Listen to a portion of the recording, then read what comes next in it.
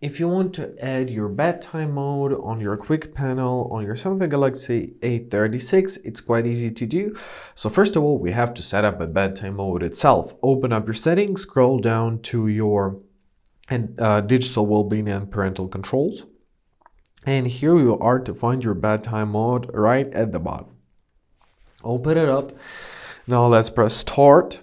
And let's set it up. So set up your hours, set up a desired days, press next, choose if you want to have your do not disturb mode or not, press done, press next. Now choose what you want to do in sleep mode. So always on display, grayscale, dark mode, eye comfort shield, sound mode, and volume, power saving. So set it up as well and press done when you are done.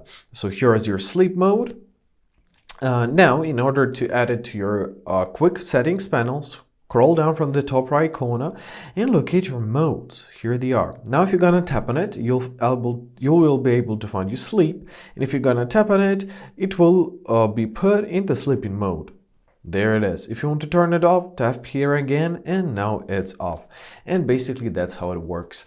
And I hope this video was helpful. Thank you so much for watching. Have a great day, and please consider subscribing to our channel.